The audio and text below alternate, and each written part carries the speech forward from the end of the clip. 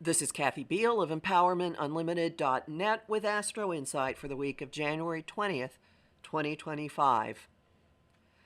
This week takes us fully into the energy of Pluto in Aquarius. The planet has been in that sign off and on since early 2023. In late November 2024, it moved in for a nearly 2-decade stay, and this week is a milestone in our personal and collective experience of what that means. And the reason is that the Sun is meeting Pluto on the 21st.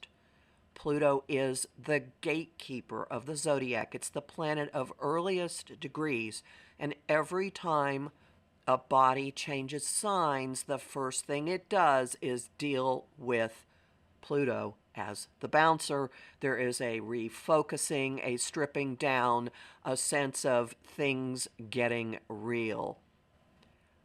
Interestingly, the planet that rules Aquarius, the sign that Pluto is in, has a lot of conversations with other planets throughout the week. So there is definitely a sense of evolution, of moving into a new way of being, a new way of going about things, possibly collectively a sense of, I'm just going to go ahead and do what I'm going to do. Our minds and our motivations, our information channels and our drive, our actions are on a parallel path this week in their conversations with the change agent Uranus. And these are Mars and Mercury. And the peak day for this is the 23rd. Mars is traveling through territory that it was last in late October, and it's got an opening or a sextile, a window opening, a doorway opening to doing something differently, to taking a different course of action, to addressing something that happened around October 25th. This is in your own life as well as in the collective. And as Mars does it, it's in a standoff with Mercury.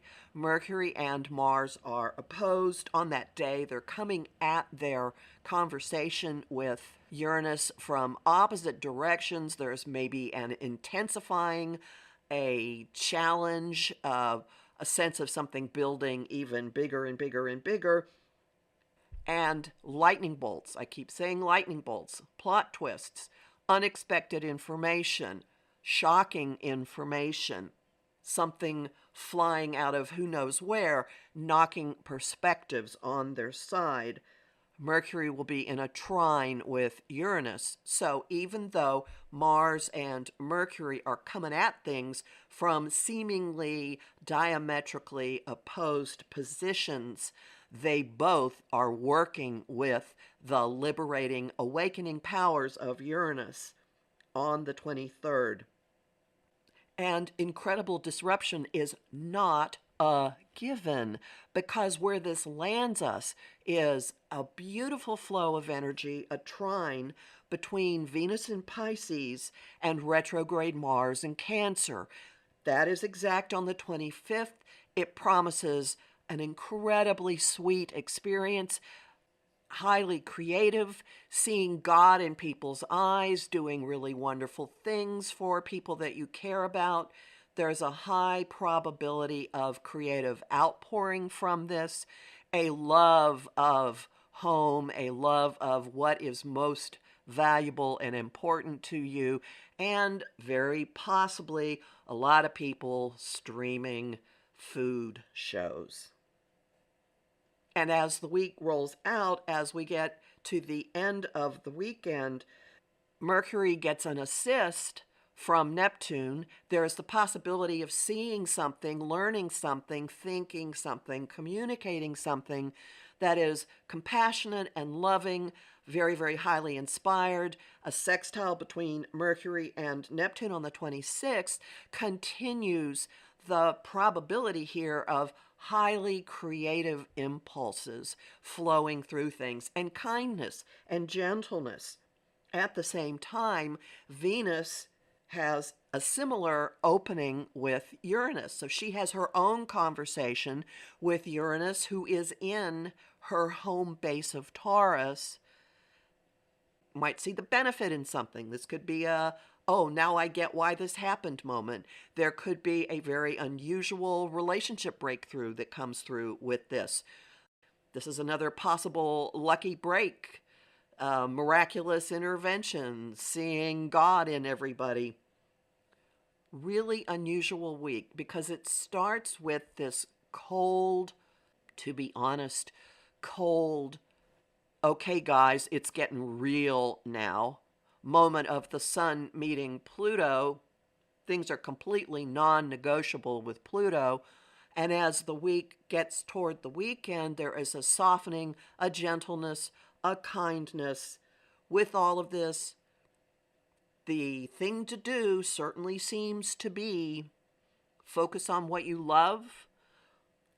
Look for God, look for spirit, look for divinity, look for the higher purpose in anything going on around you.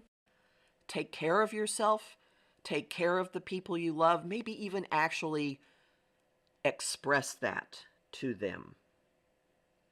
Homing thought of the week. What does this mean for me? Song of the week.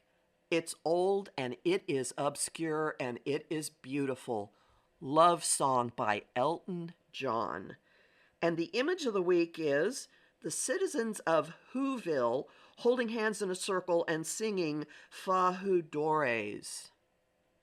As always, you'll find more about this in my forecast for the month of January, which is up at my site, empowermentunlimited.net, where you can sign up for my mailing list and book a session with me. I'm Kathy Biehl, a professional astrologer with more than 35 years of experience.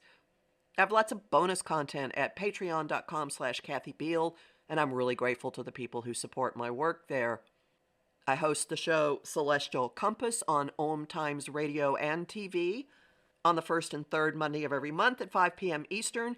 And this week I am talking with Louise Eddington and Andrew Bassano Brewer, with whom I have been doing geopolitical astrological collaborations on YouTube. I host conversation on Facebook at the page Empowerment Unlimited and in the group the Astro-Insight Lounge. I post on Blue Sky and, for now, Instagram and Threads at K.A. Biehl and on YouTube at the Professional Aquarian Channel. Talk to you next week.